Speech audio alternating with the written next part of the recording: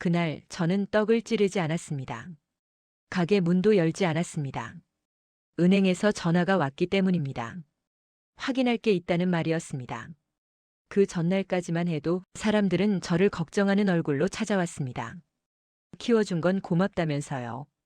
그런데 그날 아침 그 고맙다는 말이 전부 기록으로 남아 있었다는 걸 알게 됐습니다. 그때 저는 처음으로 깨달았습니다. 이건 오해가 아니라 누군가 처음부터 계산하고 움직인 일이라는 걸요. 그리고 그 계산에 제가 가장 마지막에 포함돼 있었다는 것도요. 그 계산이 어디서부터 시작됐는지는 나중에야 알게 됐습니다. 시청을 하시기 전에 구독과 좋아요는 저희에게 힘이 됩니다. 그날 아침 저는 가게 문고리를 잡은 채로 한참을 서 있었습니다. 문을 열기 전부터 이미 일이 벌어졌다는 느낌이 들었기 때문입니다. 누가 알려준 것도 아니고 뚜렷한 징조가 있었던 것도 아니었습니다.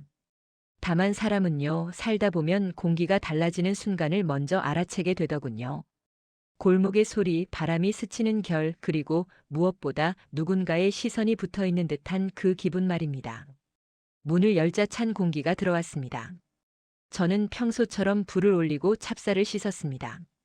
물에 닿는 쌀알의 감촉, 손끝에서 미끄러지는 물기, 찜통 뚜껑이 닫히며 나는 둔탁한 소리.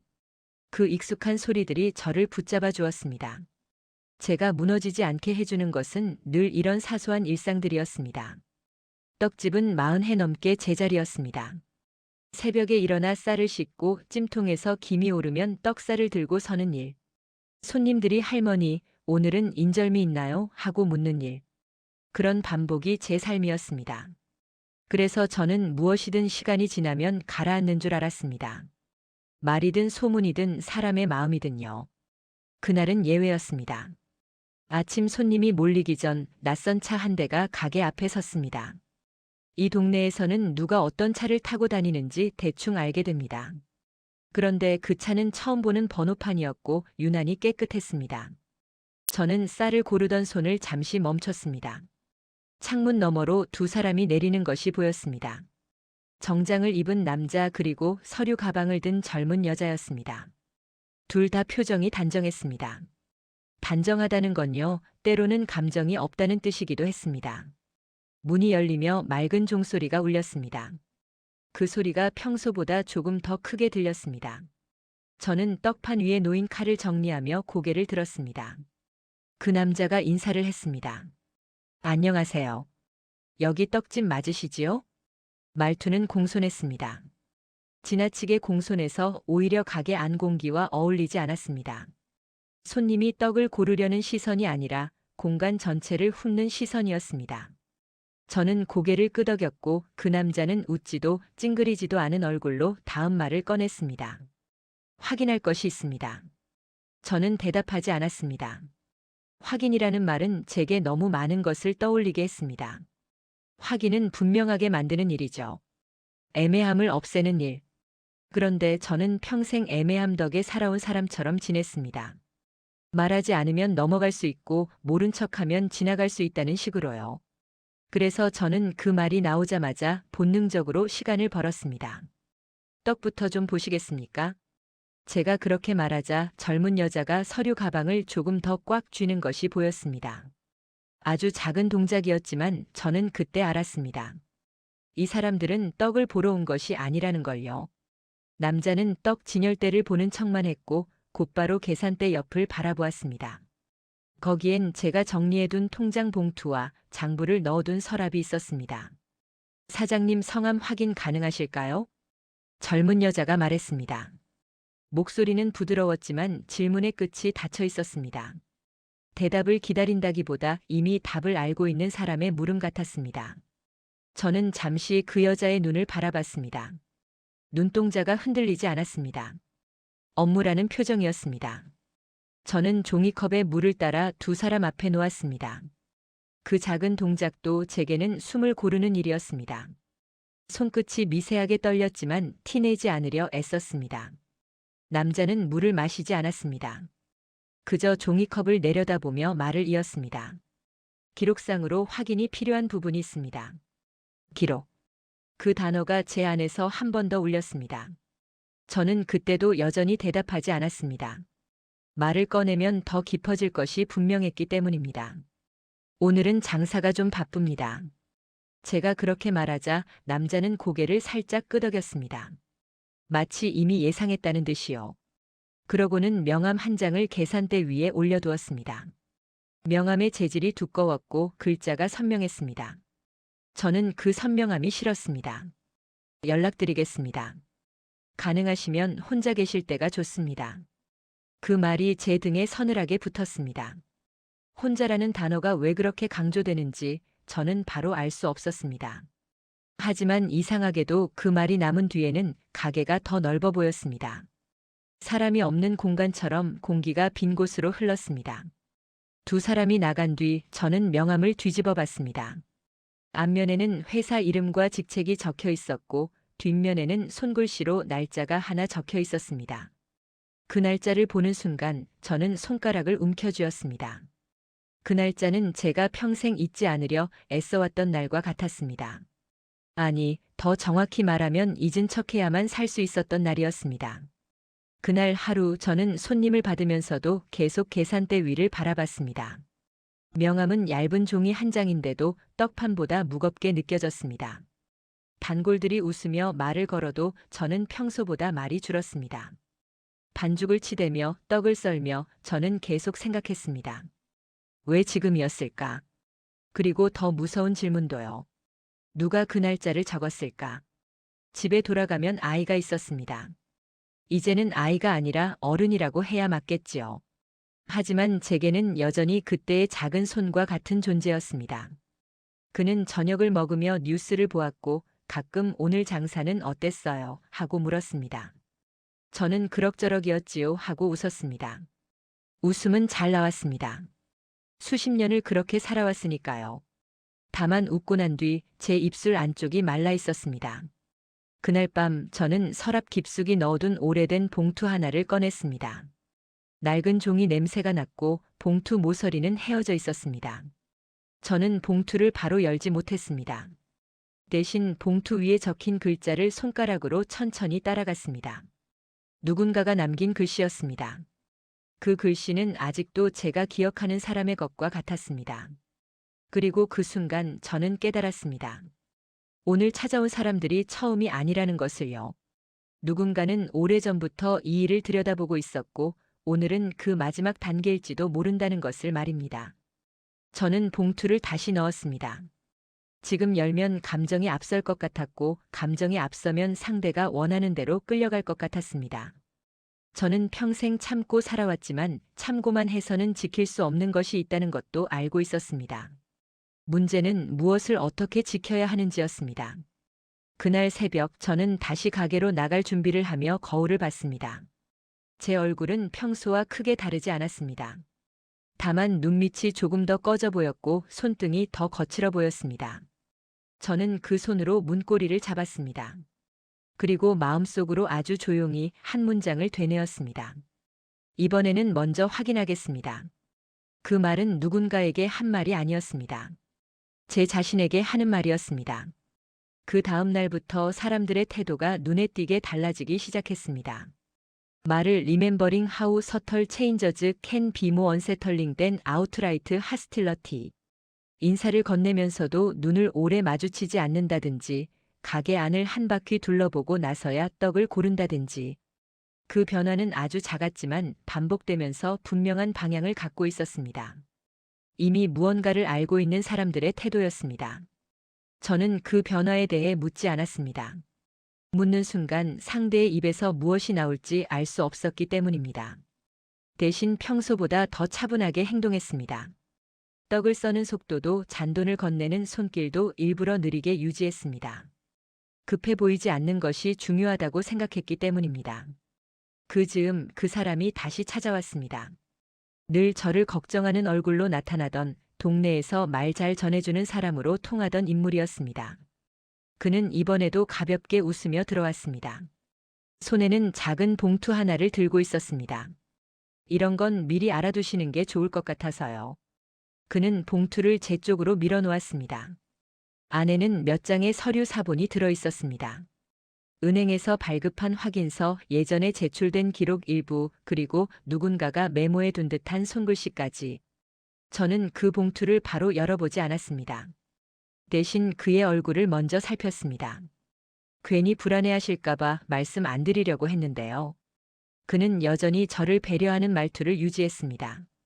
말끝을 흐리고 제 반응을 살피는 시선까지도 익숙했습니다. 예전 같았으면 그 배려에 기대어 아무 생각 없이 넘겼을지도 모릅니다. 하지만 그날의 저는 달랐습니다. 저는 이미 한 가지를 깨닫고 있었기 때문입니다. 돕는 사람은요, 묻지 않아도 되는 것을 굳이 들고 오지 않습니다. 이게 어디서 난 겁니까? 제가 조용히 물었습니다. 그는 잠시 말을 멈췄습니다. 아주 짧은 순간이었지만 그 침묵은 많은 것을 말해주고 있었습니다. 아는 데가 좀 있어서요. 그의 대답은 늘 그랬습니다. 구체적이지 않았고 책임질 필요도 없는 말이었습니다. 저는 고개를 끄덕였습니다. 더 묻지 않았습니다. 대신 봉투를 열어 서류를 한 장씩 살폈습니다. 그중 한 장에서 저는 아주 익숙한 도장을 발견했습니다. 오래전 분명히 제가 직접 찍었던 도장이었습니다. 이거요. 제가 그 서류를 가리키자 그는 고개를 끄덕였습니다. 그때 처리하신 게 맞습니다. 그래서 더 문제가 될 수 있습니다. 문제가 될 수 있다. 그 말은 겁을 주는 말처럼 들렸지만 제게는 다른 의미로 들렸습니다. 그때 처리했다는 사실을 이 사람이 알고 있다. 그리고 더 중요한 건 이 사람이 그 서류를 들고 있다는 사실이었습니다. 그날 저는 아무 말도 하지 않고 서류를 다시 봉투에 넣었습니다. 그리고 봉투를 제 쪽 서랍에 넣었습니다. 그는 그 모습을 보며 안도한 듯 보였습니다. 아마도 제가 그의 말을 믿고 그가 건넨 정보에 의지하게 될 거라 생각했을 겁니다. 그것이 그의 첫 번째 실수였습니다. 며칠 뒤 그는 다시 찾아왔습니다. 이번에는 은행 쪽에서 말이 나온다는 이야기와 함께 괜히 직접 움직이시면 불리해질 수 있다는 말을 덧붙였습니다. 그는 제가 은행에 다녀왔다는 사실을 알고 있었습니다. 누군가가 제 동선을 전해주고 있다는 뜻이었습니다. 제가 알아서 이야기해 보겠습니다. 그는 그렇게 말했습니다. 도와주겠다는 말이었고 상황을 정리해 주겠다는 제안이었습니다. 저는 그 말을 거절하지 않았습니다. 고맙다는 말도 하지 않았습니다. 그저 그러시겠습니까 하고 고개를 끄덕였을 뿐입니다. 그것이 그의 두 번째 실수였습니다. 그날 밤 저는 다시 낡은 봉투를 꺼냈습니다. 1챕터에서 열지 않았던 그 봉투였습니다. 안에는 오래된 서류 한 장과 짧은 메모가 들어 있었습니다. 글씨는 삐뚤었지만 내용은 분명했습니다. 누가 선택했고 누가 책임졌는지가 정확히 적혀 있었습니다. 그리고 그 아래에는 당시 입회인의 이름이 적혀 있었습니다.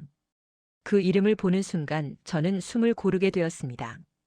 그 사람은 아직 이 동네에 살고 있었고 누구보다도 말을 아끼는 사람이었습니다. 하지만 한 가지는 분명했습니다. 그는 거짓말을 하지 않는 사람이라는 것 말입니다. 그때 저는 알았습니다.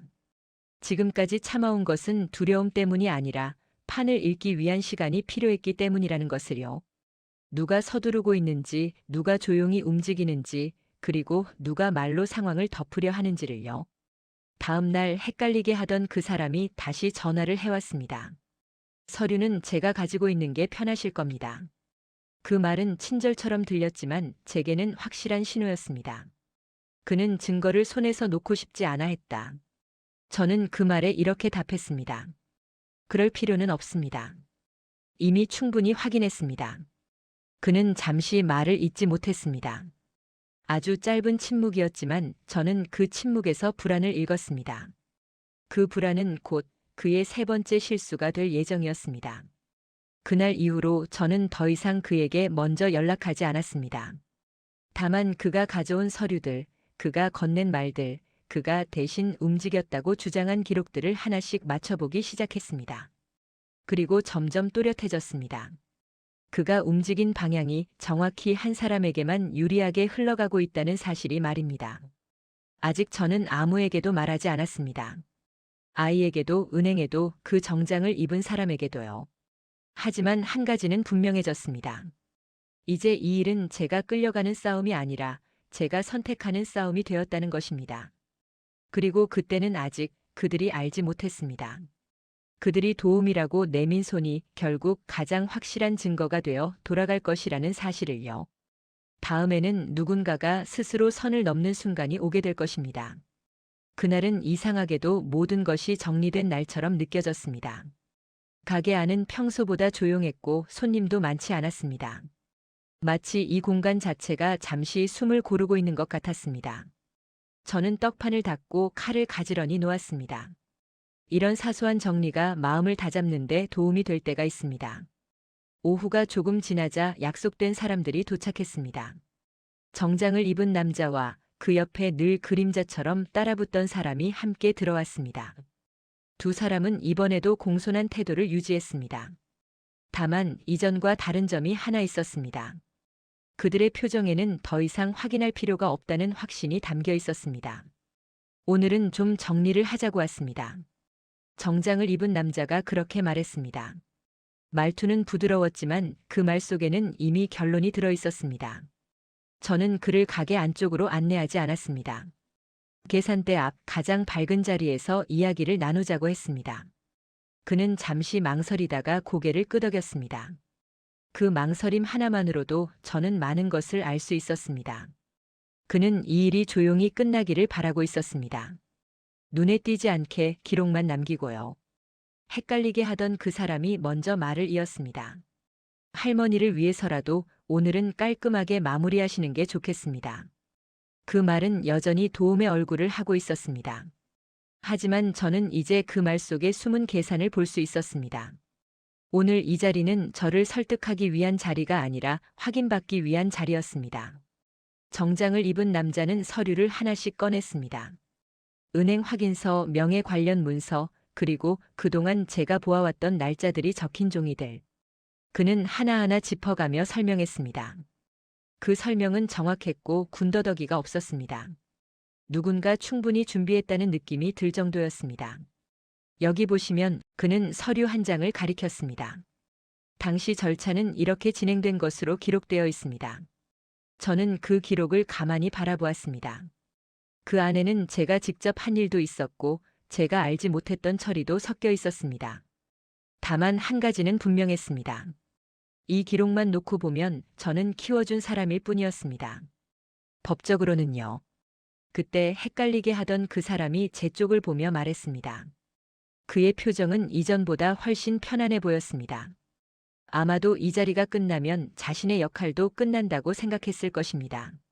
할머니도 이해하셔야지요. 키워주신 건 고맙지만. 그는 잠시 말을 멈췄습니다. 그리고 고개를 들어 정장을 입은 남자를 한번 바라봤습니다. 그 시선은 묵인에 가까웠습니다. 이제는 법대로 해야지요. 그 문장은 아주 또렷하게 울렸습니다. 가게 안이 조용해진 것도 손님이 없어서가 아니었습니다. 그 문장이 모든 소리를 밀어냈기 때문입니다. 저는 그 말을 들었을 때 처음에는 아무 느낌이 들지 않았습니다. 너무 차분해서 감정이 따라오지 못했던 겁니다. 정장을 입은 남자는 고개를 끄덕였습니다. 마치 그 말이 오늘 회의의 결론인 것처럼요. 그는 그 문장을 다시 한번 정리하듯 말했습니다. 말씀하신 대로 법적으로 정리하는 게 가장 깔끔합니다. 그 순간 저는 알았습니다. 이 말이 이 사람들의 가장 큰 실수라는 것을요. 저는 바로 반응하지 않았습니다. 서류를 집어들지도 않았고 반박하지도 않았습니다. 그저 그 문장을 마음속에 그대로 남겨두었습니다. 마치 중요한 물건을 서랍에 넣어두듯이요. 나중에 꺼내 쓰기 위해서 말입니다. 오늘은 여기까지 하시죠. 제가 그렇게 말하자 정장을 입은 남자는 잠시 놀란 표정을 지었습니다. 그는 제가 바로 서명할 거라 생각했던 것 같았습니다. 헷갈리게 하던 그 사람 역시 당황한 기색을 숨기지 못했습니다. 아니, 오늘은 결정하셔야. 그의 말은 끝까지 이어지지 않았습니다. 제가 손을 들어 그 말을 막았기 때문입니다. 그 작은 제스처 하나에 그는 말을 삼켰습니다.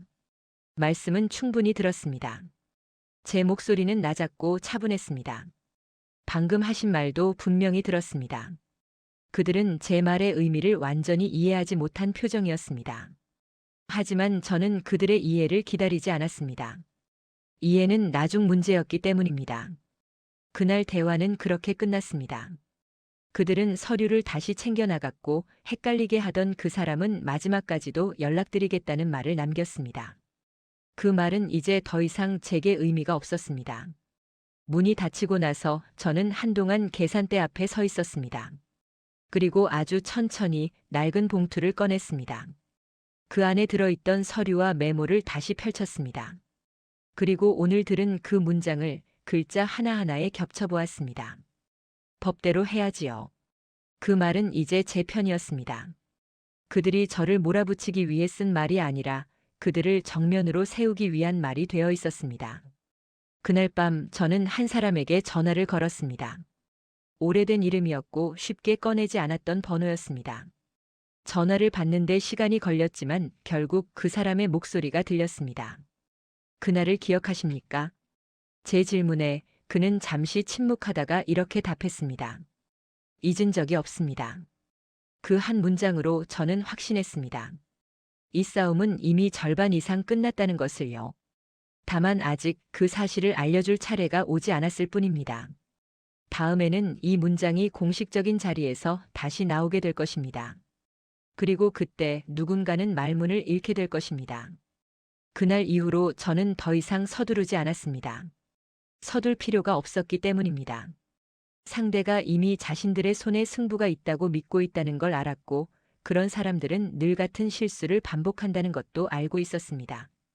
저는 평생을 참고 살아왔지만 기다림이 무엇인지도 잘 아는 사람이었습니다. 아침마다 떡집 문을 열었습니다. 찜통에 불을 올리고 쌀을 씻고 김이 오르는 모습을 가만히 지켜봤습니다. 손님들은 여전히 찾아왔고 저는 여전히 떡을 팔았습니다. 겉으로 보기에는 아무것도 달라진 것이 없었습니다. 다만 제 안에서는 이미 순서가 정리되고 있었습니다. 먼저 은행에 다시 갔습니다. 이번에는 혼자가 아니었습니다. 오래전 이름만 남아있던 그 사람과 함께였습니다.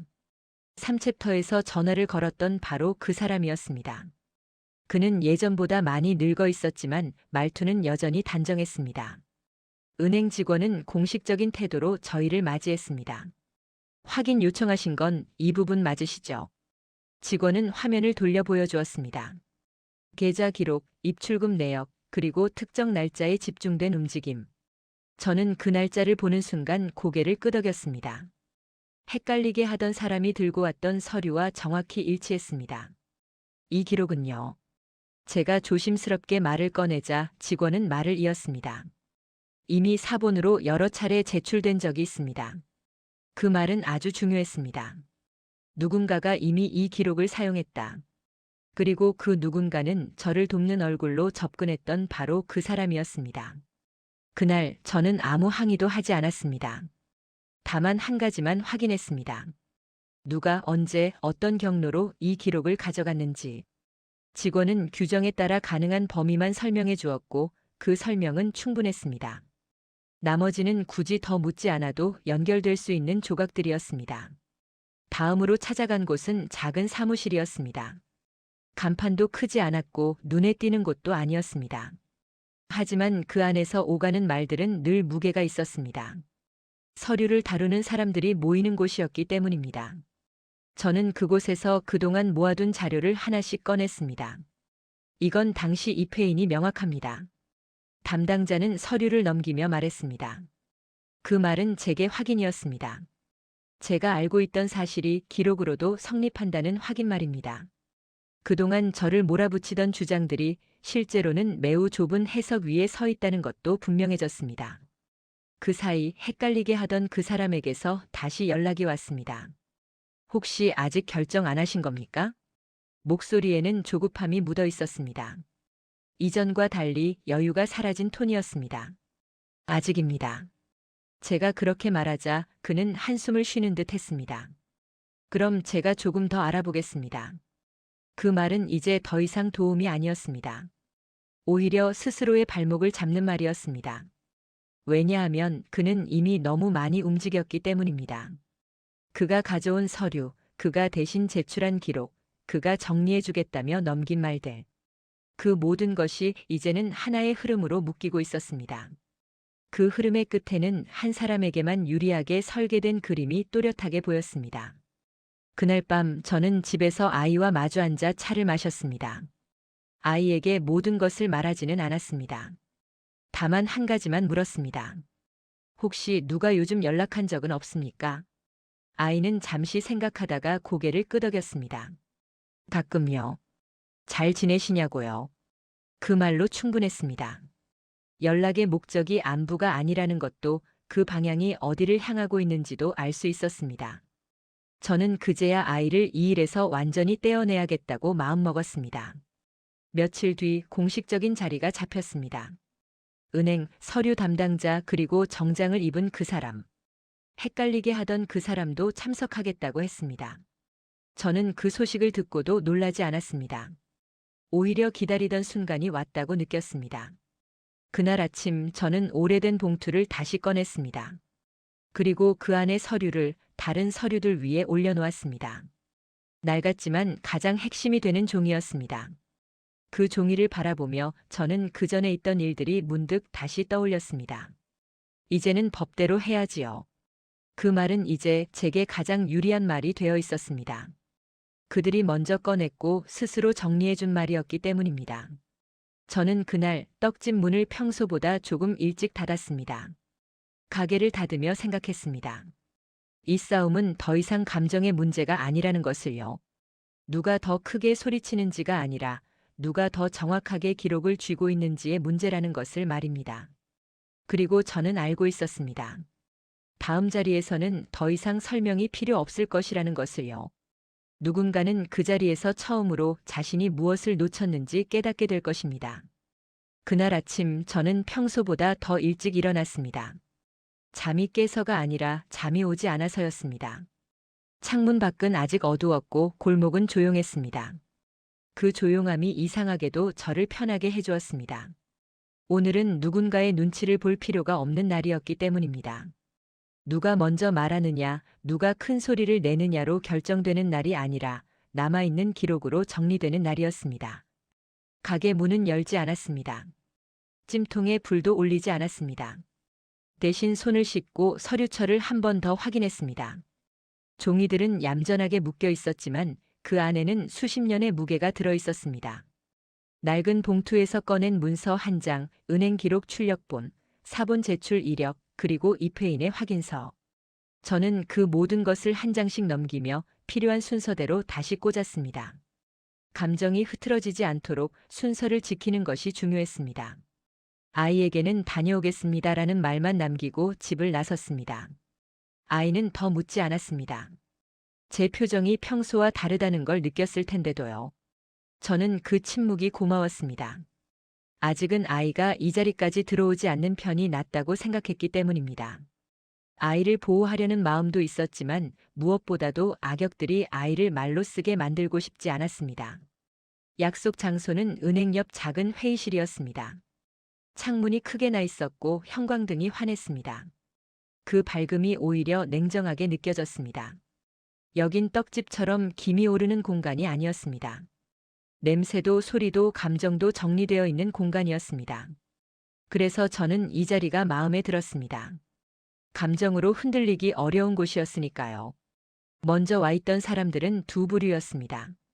하나는 공식 말투를 가진 사람들, 은행 직원과 서류 담당자였습니다. 그들은 표정이 단정했고 말을 할 때마다 규정상, 절차상이라는 단어를 자연스럽게 꺼냈습니다. 다른 하나는 제 삶을 정리하려는 사람들이었습니다. 정장을 입은 남자 그리고 그 뒤에 붙어 다니던 사람. 헷갈리게 하던 그 인물도 자리 한쪽에 앉아 있었습니다. 그들의 표정은 초반에는 여유로웠습니다. 그들은 제가 결국 서명하러 왔다고 생각했을 겁니다. 실제로 그런 사람들은 늘 비슷한 표정을 짓습니다. 마치 결과를 이미 받아 적어둔 사람처럼요. 헷갈리게 하던 인물은 저를 보자마자 미소를 지었습니다. 걱정 마시라는 듯한 미소였습니다. 그 미소가 그날따라 유난히 얄미워 보였던 건 제가 그 미소의 목적을 알고 있었기 때문입니다. 회의는 은행 직원의 말로 시작되었습니다. 오늘은 명예 및 관련 기록 확인을 위한 자리입니다. 양측의 제출 자료를 기준으로 확인하겠습니다. 그 말이 끝나자 정장을 입은 남자가 서류를 꺼냈습니다. 그는 마치 연습이라도 한 것처럼 술술 설명했습니다. 특정 날짜, 특정 절차, 특정 기록. 그리고 결론을 향해 움직였습니다. 결국 키워주신 건 고맙습니다만 법적으로는 정리가 필요합니다. 그가 그 말을 꺼낼 때 저는 숨을 고르지 않았습니다. 심장도 크게 뛰지 않았습니다. 이상하게도 그 문장을 들은 순간 저는 3챕터에서의 장면이 떠올랐습니다. 헷갈리게 하던 인물이 계산대 앞에서 했던 말, 그리고 정장이 그 말을 받아 정리하던 모습. 그때 저는 마음속에 그 문장을 넣어두었습니다. 오늘 꺼내기 위해서요. 그리고 마침내 그 문장이 다시 나왔습니다. 키워준 건 고맙지만 이제는 법대로 해야죠. 정장이 아니라 헷갈리게 하던 인물이었습니다. 그는 그 말을 합리적인 결론처럼 말했습니다. 제 표정을 살피며 여기서 끝내자는 듯한 얼굴로요. 그 순간 은행 직원의 펜이 잠시 멈추는 것이 보였습니다. 그 멈춤이 작았지만 저는 놓치지 않았습니다. 공식 말투의 사람들은요, 말의 결을 먼저 읽습니다. 지금 그 말은 결론처럼 들렸지만 동시에 책임도 함께 끌고 들어오는 말이었습니다. 저는 그제야 입을 열었습니다. 목소리는 높지 않았습니다. 오히려 평소보다 더 조용했습니다. 소리를 높일 이유가 없었으니까요. 제가 할 말은 설득이 아니라 확인이었습니다. 그러면 말씀하신 대로 하시지요. 그들은 제가 항의할 줄 알았을 겁니다. 하지만 제 말은 항의가 아니었습니다. 그 문장을 그대로 받아 되돌리는 말이었습니다. 정장과 헷갈리게 하던 인물이 순간적으로 서로를 바라봤습니다. 아주 짧은 시선 교환이었지만 그 안에 불안이 들어 있었습니다. 이상하다는 느낌이 스치기 시작한 표정이었습니다. 저는 서류철을 열었습니다. 먼저 낡은 봉투에서 나온 문서를 꺼냈습니다. 종이가 오래되어 색이 발해 있었지만 내용은 분명했습니다. 서류 담당자가 그것을 받아들고 살폈습니다. 그는 종이를 한 번 더 가까이 들여다보더니 조용히 말했습니다. 입회인 서명이 있습니다. 그 말은 짧았지만 공간의 공기가 바뀌었습니다. 정장은 그때도 여전히 태연한 척하려 했습니다. 그는 그건 오래된 자료이고라는 말을 꺼내려 했지만 서류 담당자가 손을 들어 말을 멈췄습니다. 자료의 연식은 중요하지 않습니다. 진위 여부와 연결성이 중요합니다. 공식 말투의 사람들은 감정이 없습니다. 그래서 더 무섭습니다. 누구의 편도 들어주지 않지만 규정과 기록이 가리키는 방향으로만 움직입니다. 저는 그 점이 오늘 가장 큰 무기가 될 거라 생각했습니다. 다음으로 저는 은행 기록 출력본을 꺼냈습니다. 그리고 제가 직접 말하지 않고 은행 직원에게 넘겼습니다. 은행 직원은 화면과 출력본을 대조하며 차분히 읽었습니다. 사본 제출 이력이 여러 차례 있습니다. 그 말이 나오자 헷갈리게 하던 인물의 표정이 아주 미세하게 흔들렸습니다. 그는 곧바로 웃으려 했지만 입꼬리가 뜻대로 올라가지 않는 얼굴이었습니다. 저는 그 얼굴을 보며 아무 말도 하지 않았습니다. 표정은 말보다 더 많은 것을 드러낼 때가 있습니다. 정장이 급히 말을 끼워 넣었습니다. 그건 절차상 필요해서. 은행 직원이 고개를 들어 말했습니다. 사본을 제출한 주체가 기록에 남아 있습니다. 그 문장이 회의실을 조용히 때렸습니다. 누군가가 헛기침을 했고 서류 담당자는 손끝으로 종이를 넘겼습니다. 그리고 그 순간 헷갈리게 하던 인물의 시선이 바닥으로 떨어졌습니다. 아주 짧았습니다. 하지만 저는 그 시선 회피가 무엇을 의미하는지 알았습니다. 그는 이 자리에 자신이 이렇게 등장할 줄 몰랐던 겁니다. 제출 주체 확인을 위해 서명을 확인하겠습니다. 서류 담당자가 말했을 때 정장은 입술을 다물었습니다. 그 태연함이 처음으로 깨졌습니다. 그는 제 쪽을 보지 않았습니다. 헷갈리게 하던 인물 쪽도 보지 않았습니다. 그저 테이블 위만 바라보았습니다. 그 모습이 제게는 이상하게 익숙했습니다. 떡집에서 손님들이 계산대 위 잔돈을 바라볼 때처럼요. 하지만 지금 그의 시선에는 돈이 아니라 도망갈 길이 담겨 있었습니다. 그리고 그 순간 저는 3챕터의 결정적 한 문장을 다시 떠올렸습니다. 키워준 건 고맙지만 이제는 법대로 해야지요. 그 말은 저를 밀어내는 칼이 아니라 오늘 이 자리에서 그들의 목을 조이는 끈이 되어 있었습니다. 저는 그 문장을 다시 입 밖으로 꺼내지 않았습니다. 대신 그 말의 의미를 회수했습니다. 법대로 하자는 말은 결국 기록과 책임을 감당하겠다는 말이었으니까요. 회의는 곧바로 정리의 방향으로 바뀌었습니다. 정장이 주장하던 결론은 더 이상 결론이 아니었습니다. 서류 담당자는 추가 확인 절차가 필요하다는 말을 했고, 은행 직원은 제출 경위 확인을 위한 내부 절차가 진행될 수 있다고 말했습니다. 그 말들은 누구를 벌하겠다는 말이 아니었습니다. 하지만 그들에게는 가장 무서운 말이었을 겁니다. 지금까지 조용히 해오던 것이 공식 기록으로 남게 된다는 뜻이었으니까요. 헷갈리게 하던 인물은 끝까지 저를 도우려는 척하려 했습니다. 할머니, 제가 그때는 정말. 그 말이 나오자 저는 고개를 들었습니다. 그를 똑바로 바라보았습니다. 그리고 아주 짧게 말했습니다. 그때처럼 오늘도 도움이었습니까? 제 말에는 꾸짖음도 분노도 없었습니다. 그저 질문이었습니다. 질문은 때로 사람을 가장 깊이 몰아넣습니다. 그는 대답하지 못했습니다. 대답을 하는 순간 자신이 한 행동이 무엇이었는지 스스로 인정하게 될 테니까요. 회의가 끝났을 때 정장은 제게 인사를 하지 않았습니다. 그는 서류를 급히 챙기고 조용히 나갔습니다. 헷갈리게 하던 인물은 한참을 앉아 있다가 일어났습니다. 그는 제게 말을 걸지 못했고 저는 그가 나가는 뒷모습을 끝까지 보지 않았습니다. 밖으로 나오니 바람이 차가웠습니다. 저는 잠시 은행 건물 앞에서 서 있었습니다. 모든 것이 끝난 건 아니었습니다. 추가 확인 절차가 남아 있었고 상대는 또 다른 수를 내밀 수도 있었습니다. 무엇보다 아이에게 이 이야기를 어디까지 말할지, 언제 말할지가 남아 있었습니다. 하지만 저는 그날 한 가지를 확실히 되찾았습니다. 제가 제 삶을 설명하지 않고도 지킬 수 있다는 감각, 그리고 누군가가 법대로라는 말을 꺼낼 때 그 말이 반드시 그 사람 편이 되는 것은 아니라는 사실 말입니다. 집으로 돌아가는 길에 저는 떡집 앞에서 잠시 멈췄습니다. 문고리를 잡고 생각했습니다. 내일도 떡을 찔 것입니다. 손님들도 오겠지요. 골목도 예전처럼 조용할 겁니다. 그러나 누군가의 시선이 다시 붙을 수도 있습니다. 그 시선이 완전히 사라질지는 아직 알 수 없습니다. 다만 한 가지는 분명했습니다. 이제는 누가 와도 저는 무작정 피하지 않을 것입니다. 그리고 그들이 가장 쉽게 꺼내는 말, 법대로 하자는 말이 들릴 때마다 저는 오늘의 이 회의실을 떠올리게 될 것입니다. 그 말이 누구에게는 칼이지만 누군가에게는 거울이 될 수도 있다는 것을요.